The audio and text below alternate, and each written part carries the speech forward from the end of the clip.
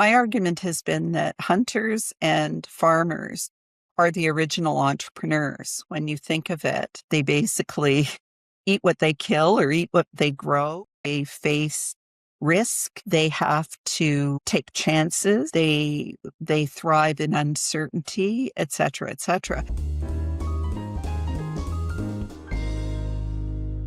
Welcome to That's a Food Job, the podcast that explores careers in the agri-food industry through real stories, practical insights, and clear explanations of what the actual roles are within this industry. I'm Veronica Hislop, and today I'm joined with Dr. Wendy Cukier, who is the Professor of Entrepreneurship and Innovation at the Ted Rogers School of Management. As the Academic Research Director for the Future Skills Center, Wendy has led major research projects examining trends shaping skills and employment, including the impact of demographic shifts, geopolitical shifts, and disruptive technology, particularly AI, and their implications for the workforce and skills development. I wanted to hear her take on why agriculture gets overlooked in entrepreneurship conversations, how something as accessible as a community garden can be a gateway into the sector, and we also dig into some of the findings from her research. So it's interesting because I'm currently a professor of entrepreneurship and innovation, but previously I was a professor of information technology. And my entree as a professional to the food sector really came probably 25 years ago when we were looking at applications of new technology for the Canadian Information Productivity Awards. And it just blew my mind that agriculture was so advanced in terms of things like RFID chips for tracking cattle, or, a few years ago, I was on a panel talking about technology innovation between Canada and the UK, and they were looking at facial recognition technologies. And one of the first applications they had was applying it to sheep. Wow. Because apparently happy sheep produce more wool, mutton, I don't know what. So they were using facial recognition technologies on livestock long before they were applying them to people. And so I know that often when people think of farming and agriculture, they think of, someone in overalls on a tractor. But because of my work on technology, that's been my sort of professional interest.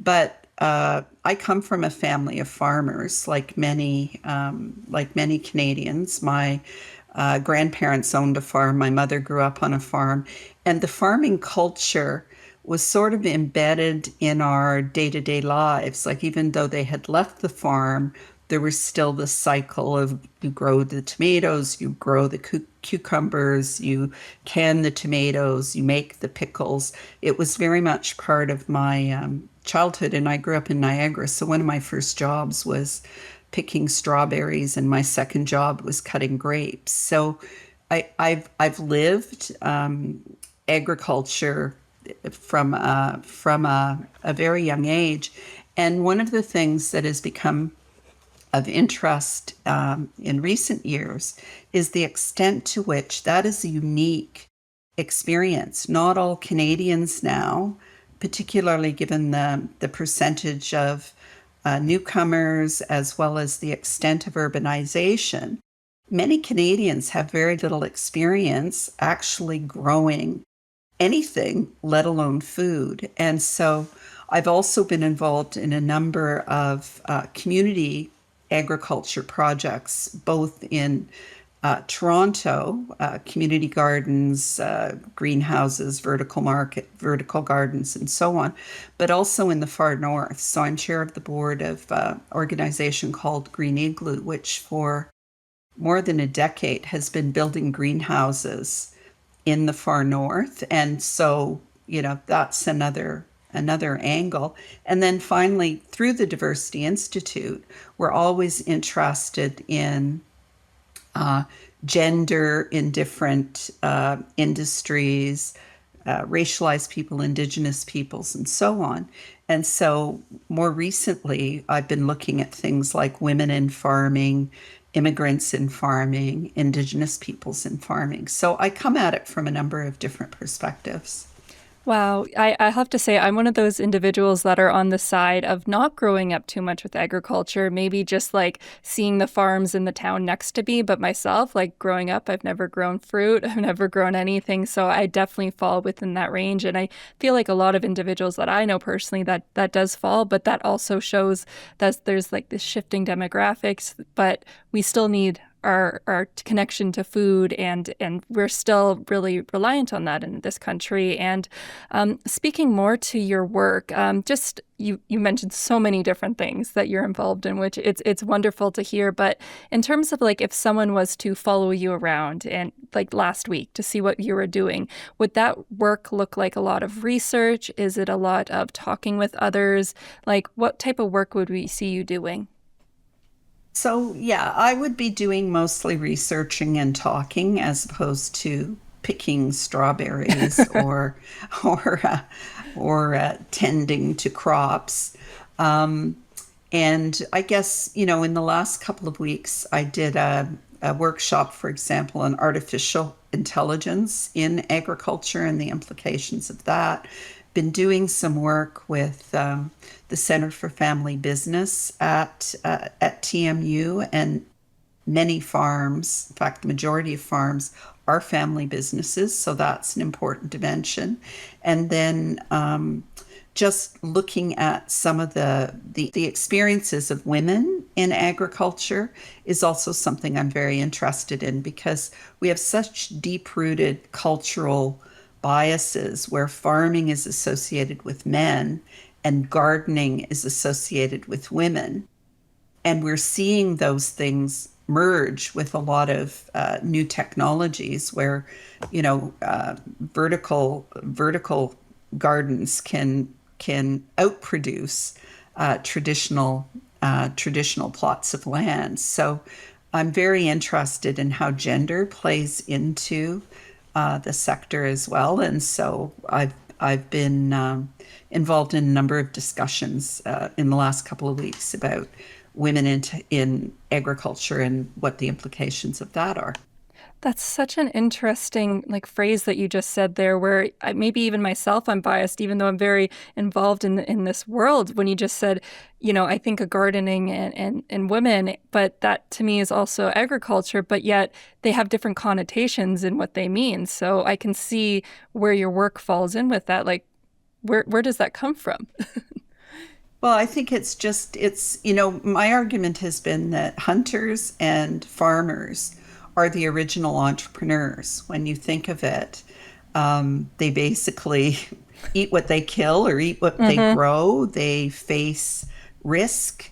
They have to take chances. They thrive in uncertainty, et cetera, et cetera. And I think that historically, what's so interesting is a lot of farms are family businesses. A lot of women are actually partners in farms. But if you do a Google image search on farmer, chances are you'll see a man in overalls and a checkered shirt driving a tractor. And Yeah. that is a very deeply ingrained cultural bias that I think when we talk to women in agriculture, or we talk to women in agri-tech in particular, it adds to the challenges that they have to overcome in developing or growing their businesses. Yes, absolutely. And it's amazing how it still stays that a lot of them are family businesses even today, and the importance of like keeping, even though like the dynamics of technology are changing it, but there is still that family aspect in it. And would you say like right now, would this be of the top, like you're studying so many different things currently, would you say that this is the topic that's exciting you the most right now, or is it a combination of different things? Well, I would say that I'm really interested. I'm not a very good academic in the sense that I do the publishing and I do the conferences, but what I'm really interested in is how the research can shape practice.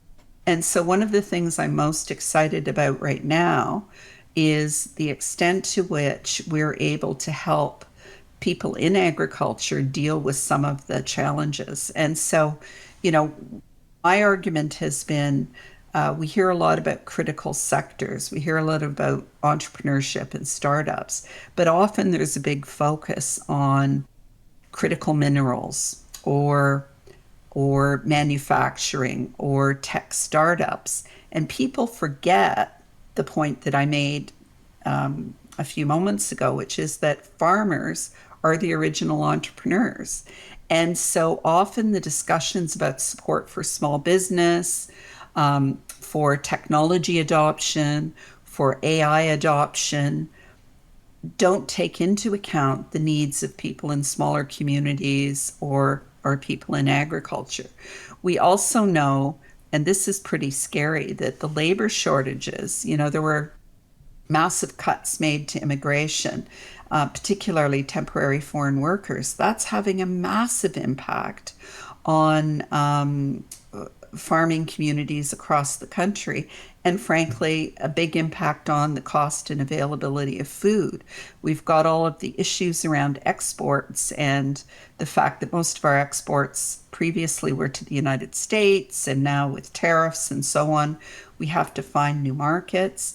And they're just the sheer effects of environmental crisis on the agricultural sector. So for me, what is exciting is the possibility of shining a light on some of those issues, on trying to draw more attention to both the challenges and the opportunities in this sector, and to think about what we do for people like you who didn't grow up with a family history of gardening, how we make young people in particular, but also newcomers, Indigenous peoples and women and so on, understand that agriculture is a great opportunity, and how do we address the fact that the aging farming population is facing a crisis with succession planning. Because what happens is, even if people grew up on a family farm, very often they go off to school and don't come back. And so there's a crisis in terms of, as people my generation retire or die, and I want to do the first before I do the second, who's going to take over? Who's going to take over all those farms?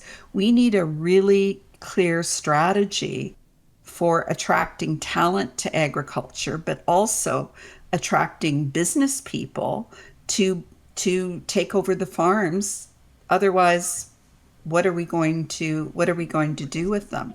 And the worst thing in my mind is the erosion of farmland, and converting farmland to subdivisions. I think is a short-term money-making scheme that really puts Canada's sovereignty and independence at jeopardy over the long term, because you can't eat money, and we really need to make sure that we have a varied and secure supply chain of food. When you say about like the succession plans and that, so it is the option where these farms are just being sold off for for homes and that, or I guess my question is, you mentioned about getting more people involved in like taking over the farm, but what does that look like if it's not like a family member coming in? Would it be like somebody comes into, like, let's say a dairy farm? Do they like work their way up? Do they become the general manager? Because I also think about how these farms are tied to homes. So I guess I'm trying to paint a picture there. Yeah, I think it depends. I think in some cases, it wasn't a farm, it was a fishery, but, we've seen cases of Syrian refugees, for example, coming, working in small communities and fishing businesses, and eventually taking them over when the proprietors retire. I think with farms, it's the same thing. You could see people coming in to work and working their way up, but we have a healthy supply still of immigrants, and very often they have capital, they have expertise, and lots of farms are going concerns where If it were positioned as an alternative to buying a franchise, a donut shop franchise, we could see more immigrants taking over farms. And in fact, in Calgary, one of the immigrant serving organizations bought a farm specifically to expose immigrants to farming life and those processes.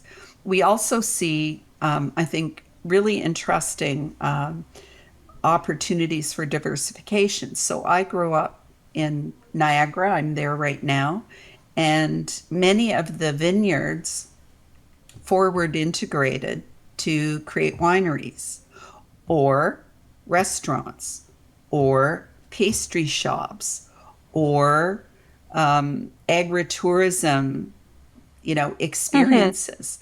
And so I think we're also seeing many people hang on to the family farm, but also add lines of business to make them more viable and sustainable. Wow. And again, another good, you mentioned earlier about like the farmers were like the original entrepreneurs, but even thinking it in the modern lens, like thinking as, it's not just someone on, maybe at one point it was someone with their house and then their land and then they're growing it, but it's not, it's more than that. Like it is a business. And I've never thought of it in the sense of like, someone purchasing it as though it was like in a way a franchise. Like I guess that's a good way to connect the ideas. Yeah, no, for sure. I mean, if food is business and people can make money, and so it's an opportunity. And it's not just succession planning for farms, it's lots of small businesses and smaller communities because they are family businesses, but the kids go to university and then they don't want to come back. And so, what do you do with those businesses? And my view is, for example, the government created startup visas. We're going to attract internationally educated professionals to come and create apps in Canada. That's high risk because 90% of tech companies fail. I think that we should have pathways for immigrants to come to Canada and purchase businesses and run them. Because, there are I think it's absolutely true that farming is hard work and people work long hours and so on. But a lot of immigrants come and buy corner stores and small restaurants. And it's the same sort of work ethic that's required to keep a farm going as it is to keep some of those small retail operations going in big cities. But you could argue the quality of life can be much better. I wanted to shift the conversation towards the Food Sustainability Initiatives program mapping. I know that's something that your team has been involved in working with it, and it's probably a lot of the topics that we've already spoken about today. But I'd love for you to just discuss a little bit more about like what is this research and why is it even necessary? So, one of the things that came out in part of the work that I had done with Green Igloo, which builds greenhouses in the north, and Scatting Court, which is the opposite end of the spectrum, at Bathurst and Dundas, they have a community garden, they have a hydroponic garden, they have a community kitchen, they provide basic skills training, they operate a number of community plots around the country, and then other research that we've done about the side benefits of vertical gardens and community farming initiatives, which include social cohesion and connection with nature, mental health benefits. Like it's when you start to add it up, it's quite significant. Is trying to look at where these are working and what their goals are and what their challenges are. And so, for example, we helped build a couple of greenhouses with for the Red Deer Food Bank, where they saw it both as a part of their extended community engagement, but also, frankly, as a way to help with food security. And similarly, Scatting Court was very much a joint initiative. It was partly to address food security, but it was also to provide opportunities for people to engage with with nature and agriculture. And the same thing we found in the far north. So, in terms of the mapping, we simply started to track where these projects are and what their goals are and how they work and what their needs are and what their impacts are. And we found an incredibly rich, diverse, and multifaceted set of projects across the country, but they're very fragmented, and some have evaluations, others don't. So it's hard to see what the impacts are. There are retirement homes that are Really? building greenhouses because people of my generation who now are going into the retirement homes, that connection with their childhood, Hmm. gardens, farms, stuff like that, is really beneficial on multiple levels. They're building greenhouses in elementary and high schools to give kids hands-on experience. Like when I was doing biology, I think we grew green bean plants or something, but they're really enriching it. And even the University of Toronto has built a greenhouse as part of its commitment to truth and reconciliation. So it's very much tied to its commitments to the Indigenous community and its kind of safe space for Indigenous students and so on to engage with nature. So there are a lot of really different models that range from, we're growing food in order to help people who are food insecure, all the way through to we're trying to give young people, old people, variety of people experiences with nature because we know that it has social benefits, psychological benefits, and other benefits as well. Another thing that I wanted to ask about that is just that you'd mentioned that it was very like fractionated in terms of like there's like little pockets of these greenhouses all over. Why do you think that we're seeing those like there's lack of, I guess, like a network or like a system of it? Why do we see that? I think it's because it's very grassroots. I don't think there's a lot of coordination across organizations. I think it's something that, um, an individual or an organization thinks, oh, I saw one of these in Allen Gardens. I'm going to build one in my backyard.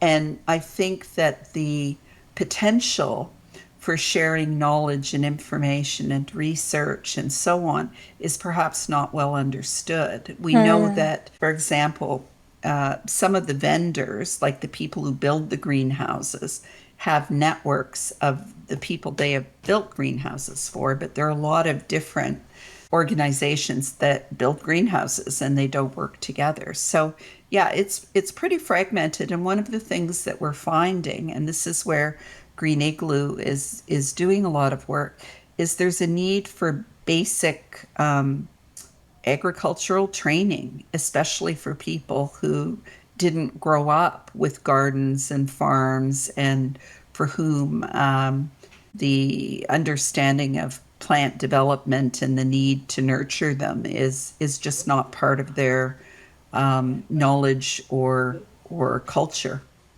One thing that I've seen in your work that I thought was interesting was that community food programs can be pipelines to get into the agricultural industry.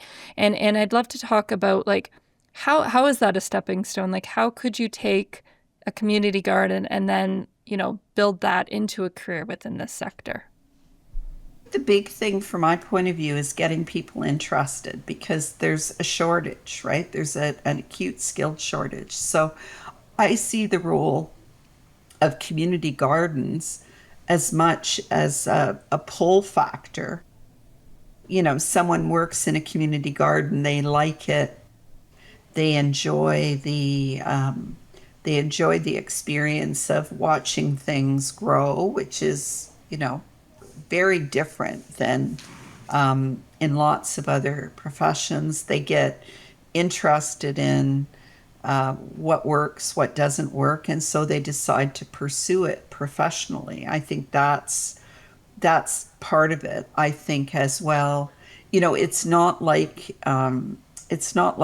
disciplines where there are huge barriers to entry. I think, all the people I talk in the agriculture sector are like, bring people to us, bring people to us. So I see community gardens, greenhouses, and so on as a bit of a pathway or a funnel into more professional work in the area.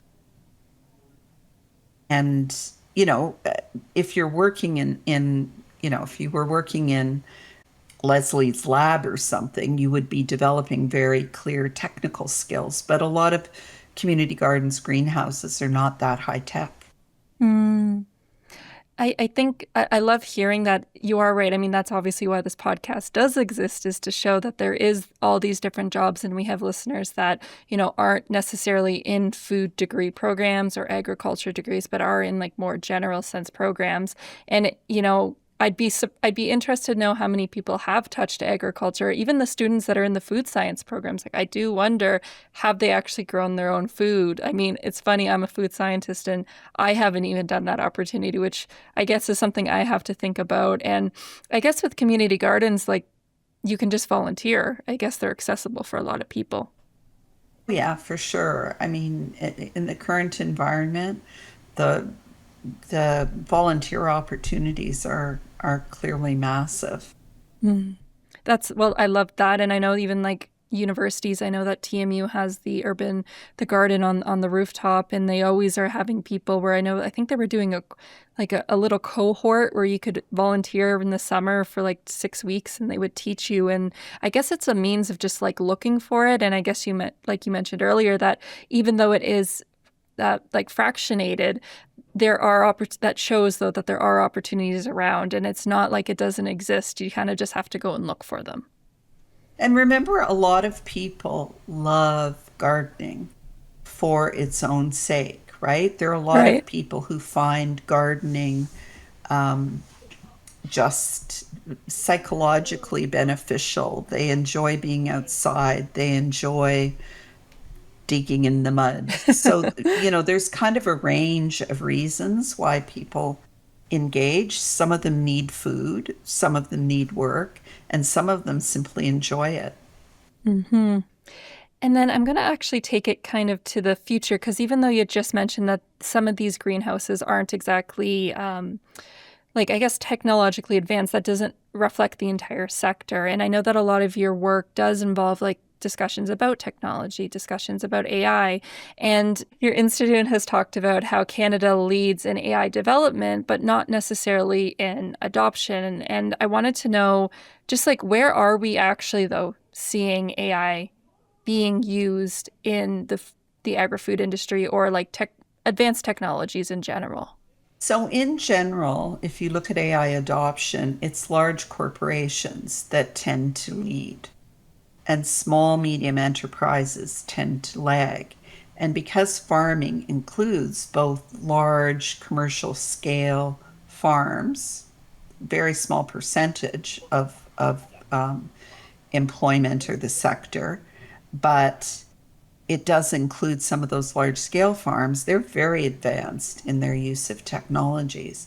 On the other hand, the average mom and pop shop, um, Hmm. the kind of farm my mom grew up on, is probably not very advanced in their use of technology. So I think there's a real divide, and some farms are in areas where high-speed internet remains a challenge, um, and where the investments tend to be more in heavy machinery, as opposed to sensors and control systems. So it's quite uneven presently, but I would say you would see the most advanced technology typically in the larger rather than the smaller farms. Mm. And I guess the technologies that we're seeing are like the ones that you kind of mentioned earlier, with like sensors and I don't even know what they are. Well, there are definitely tools for reducing labor and, robotic enabled um, picking and produce. There's also data analytics. There's also things to support business. So all of the standard tools that you would see in any business around, marketing and outreach and social media and stuff like that. So I think it varies quite considerably, both in terms of the sorts of applications we see, but also the extent of the applications. Oh, okay. So it's almost like the things that we're somewhat seeing in like bigger industries that aren't necessarily food being translated and trying to be brought into the food sector, I guess. I think in some cases, but again, as I said, the food sector's been ahead of other industries in some respects. So it's the big difference tends to be big farms versus small farms. Okay.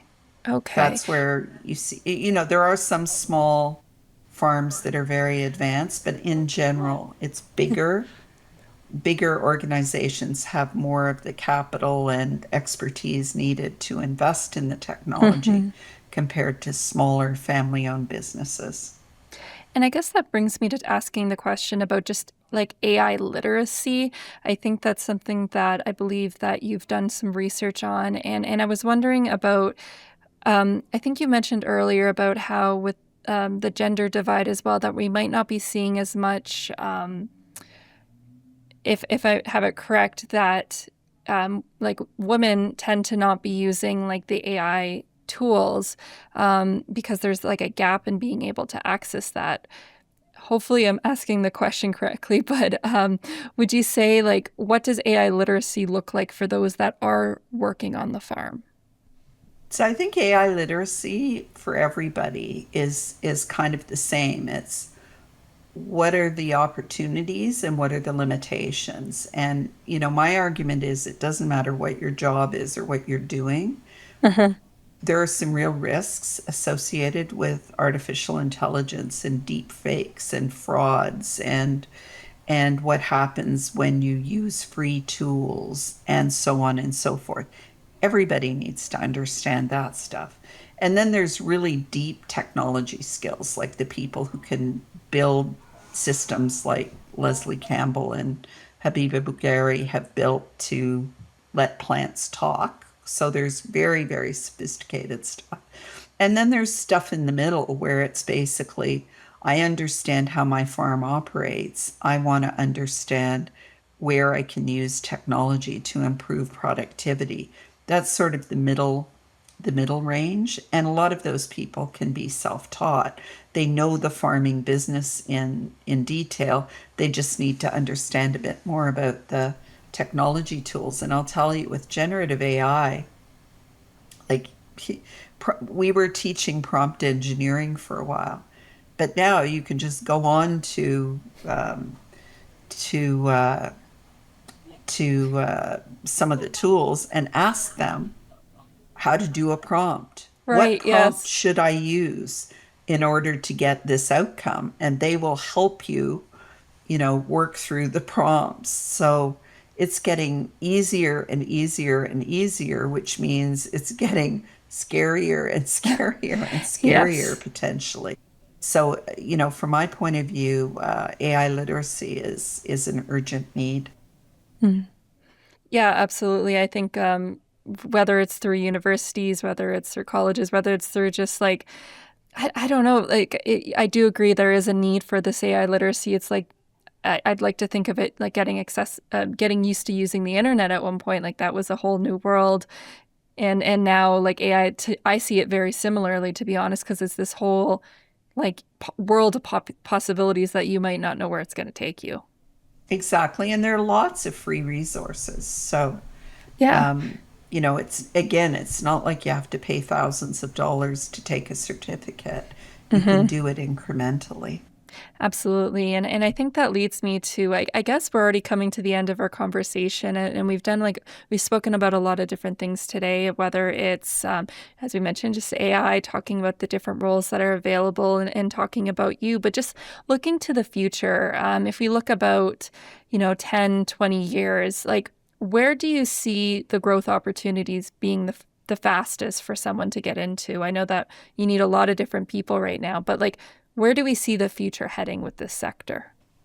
It's interesting because for me, this isn't necessarily a popular view, but I think about my own career trajectory, and I graduated with a master's degree in medieval history.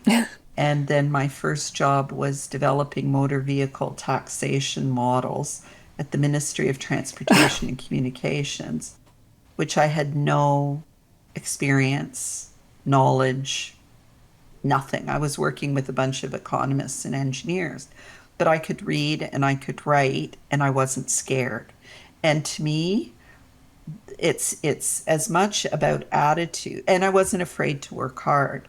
And for me, it's almost that's the foundation is you can read, you can have critical thinking skills, you can communicate, and you have confidence that you can learn stuff. So if you don't know it today, you can figure out what it is you need to know. I think that for me is really foundational, and especially in the current environment where there's a lot of competition for jobs, those sorts of attitudes become very important, as does self awareness. Like, what are your strengths? What are your weaknesses? Maybe you're super, super, super smart, but you're not so good with people, or you come across as pompous and arrogant. That's going to impede your career progress if someone doesn't help you see that early on, more than having an IQ that's 20 points lower. So I think that self-awareness piece is really, really foundational. And then for me, I eventually did an MBA and a PhD in information systems, but I still think that my career success was very much based on those foundational skills, attitudes, willingness to work hard, and not being scared. And then whatever I needed to learn, I was able to learn. So having that growth mindset, I think, is also important. And for me, entrepreneurial skills are really synonymous with a growth mindset. So don't wait for people to hand it to you. Figure out what the problem is. Look at what the solutions might be. Take some chances, especially when you're young. A lot of people worry about, what if I do this? What if I do that? My view is there's no wrong path. If you take one path, you will end up in one place. If you take another path, you'll end up in a different place. But I feel like people often have their hearts set on a particular path, a particular goal. And for me, in the current environment, that's kind of a recipe for disappointment. Whereas if you're open to opportunities and if you're entrepreneurial and you see opportunities where other people see problems, you can do just about anything. I think that's a perfect place to leave it. I think that's a really nice motivational piece to leave it on, and to show that, when it comes to agriculture, when it comes to agri-food, there's so many different opportunities. There's a lot of different entry points.